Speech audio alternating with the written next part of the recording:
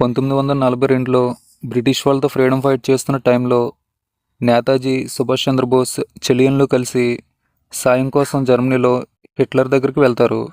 Super soldier serum ఇచ్చిన సైనికులు తన దగ్గర ఉన్నారని, వాళ్ళు ఎంతమంది సైనికులు వచ్చినా ఎదుర్కోగలరని వాళ్ళని ఇస్తానని చెప్తాడు.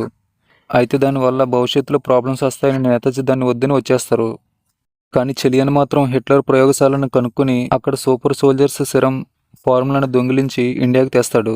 కానీ అప్పటికి ఇండియాకి ఫ్రీడమ్ రావడం వల్ల ఇంకా దాని అవసరం లేదని ఒక సీక్రెట్ ప్లేస్లో దాచేస్తాడు. హిట్లర్ గ్యాంగ్ ఆ ప్లేస్ని తెలుసుకుని అటాక్ చేస్తారు.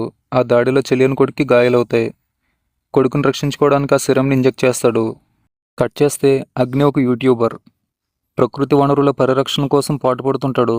తేనె డిస్ట్రిక్ట్లోని సెంట్రల్ గవర్నమెంట్ అధీనంలో ఉన్న ఓ సంస్థ దగ్గరలో బాంబు బ్లాస్ట్ అవుతుంది. అది జరిగిన చోటే అగ్ని పోలీసులకు దొరుకుతాడు. టెర్రరిస్ట్ అనే అనుమానంతో పోలీసులు అరెస్ట్ చేస్తారు.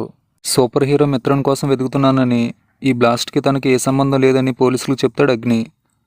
మిత్రుని కోసం డీకే అనేవాడు కూడా వెతుకుతుంటాడు. అగ్నికి మిత్రునికి ఉన్న సంబంధం ఏంటి, డీకే మిత్రుని కోసం ఎందుకు వెతుకుతున్నాడు అనేది మిగతా స్టోరీ. సైంటిస్టుల ప్రయోగాలు, సూపర్ హ్యూమన్ల విన్యాసాలతో ఉంటుంది మూవీ. కానీ ఎక్కడ ఇంట్రెస్టింగ్గా కానీ ఎంగేజ్ కానీ చేయదు. చాలా స్లో నేరేషన్తో వెళ్తుంది. వికలాంగునికి లేని కాలు స్పాట్లో వచ్చేస్తుంది. దానికి క్లారిటీ లేదు. సూపర్ హ్యూమన్కి అన్లిమిటెడ్ పవర్స్ పెట్టారు. చేయి చాపితే చాలు కావాల్సినవన్నీ చేతిలోకి వచ్చేస్తాయి. లాస్ట్లో ఒక ట్విస్ట్ పెట్టారు. క్లైమాక్స్లో హంట్ బిగిన్స్ అని సెకండ్ పార్ట్కి టైటిల్స్ వేశారు. పార్ట్ 1 మన వల్ల కాలేదు, ఇంకా పార్ట్ 2నా? ఫ్యామిలీతో చూడొచ్చు, ఎటువంటి అడల్ట్ కంటెంట్ లేదు.